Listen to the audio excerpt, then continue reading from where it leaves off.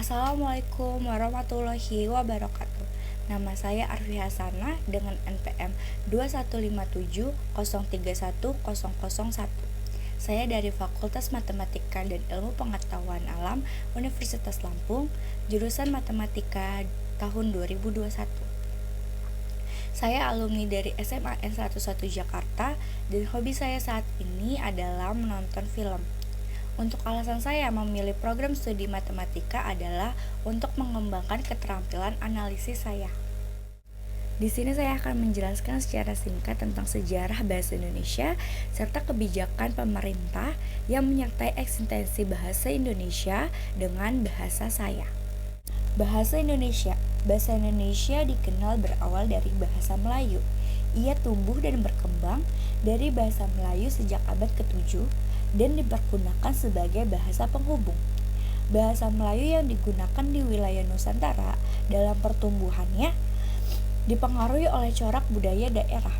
Ia menyerap kosakata dari berbagai bahasa, terutama Sanskerta, Persia, Arab, dan beberapa bahasa Eropa. Pada tanggal 28 Oktober 1928, pada saat itu para pemuda dari berbagai pelosok Nusantara berkumpul dan berikrar. Ikrar tersebut dikenal dengan Sumpah Pemuda. Pada unsur yang ketiga, yaitu menjunjung bahasa persatuan bahasa Indonesia, sudah jelas bahwa bahasa Indonesia dikukuhkan kedudukannya sebagai bahasa nasional. Dan pada tanggal 18 Agustus 1945, satu hari setelah kemerdekaan, disahkannya Undang-Undang Dasar 1945 sebagai dasar negara Republik Indonesia. Dalam Undang-Undang 1945 pada bab 15 pasal 36 disebutkan bahwa bahasa negara ialah bahasa Indonesia.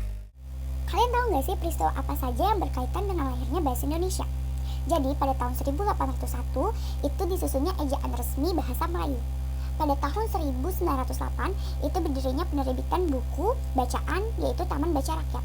Tapi pada tanggal 1971 diubah menjadi Balai Pustaka.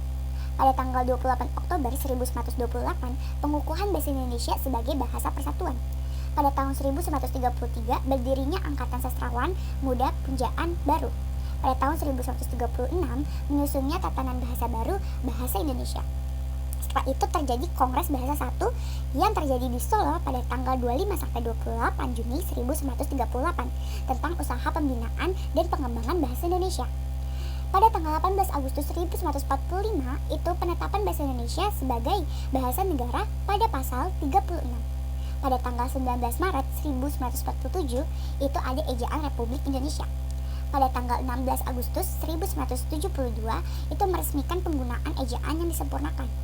Pada 31 Agustus 1972 itu Kementerian Pendidikan, Kebudayaan, Riset dan Teknologi Republik Indonesia menetapkan pedoman umum ejaan bahasa Indonesia yang disempurnakan dan pedoman umum pembentukan istilah.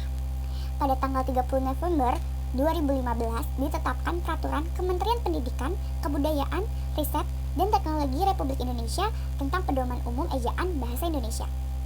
Kebijakan pemerintah yang menyertai eksistensi bahasa Indonesia dengan bahasa saya. Salah satunya adalah mempelajari bahasa Indonesia dari tingkat SD sampai tingkat SMA.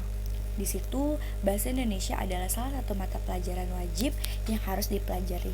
Bahkan bahasa Indonesia menjadi salah satu mata pelajaran yang diuji setiap kita ingin naik tingkat. Misalnya dari SD ke SMP, yaitu bahasa Indonesia ada di salah satu mata pelajaran yang diuji, yaitu di UN, di ujian nasional.